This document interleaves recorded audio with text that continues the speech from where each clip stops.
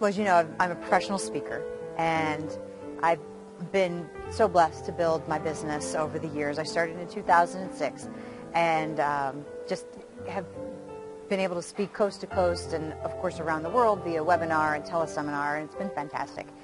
And in the fall of 2012, I was diagnosed with lung cancer. And as a professional speaker, that's scary and quite curious. I'd never smoked a day in my life. I never lived in radon. I didn't have asbestos in my home or anything like that. It was just this weird freak thing. And the night before surgery, I sent out a note to the people who had been following me. And in my business as a speaker, I've built up a list of subscribers and social media fans, maybe in the numbers of 30,000. And before sharing that, I'll say, just to back up, I was originally diagnosed with a particular kind of lung cancer. There's 3 lung cancers. There's a small cell cancer, there's a large cell cancer, and there's this weird third kind. Large cell lung cancer is really the worst type that you can get. It's really bad news. I was diagnosed with a small cell, one of the types of smaller types of small cell cancer.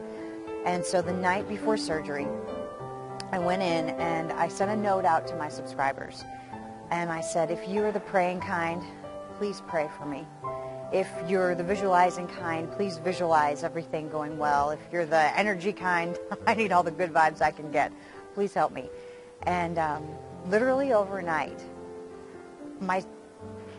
that small cell cancer had been diagnosed from a biopsy, from actual tissue.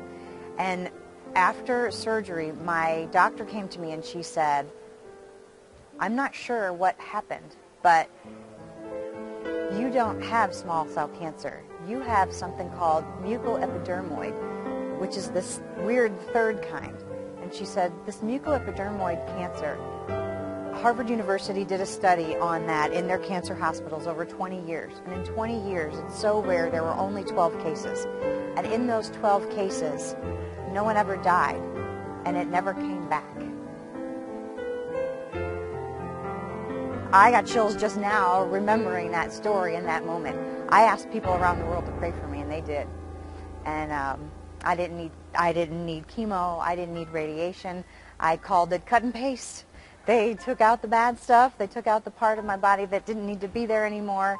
And to this day, I am fully repaired and completely healed. And if that's not a miracle, I don't know what is.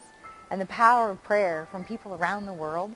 And I teach people how to speak and how to share their message. And if that's not a reason to get your message out to the world and to build the people who follow you and the people who love you and the people who are interested in you and what you have to say, so that when you need them, you can say, please pray for me because I need it now.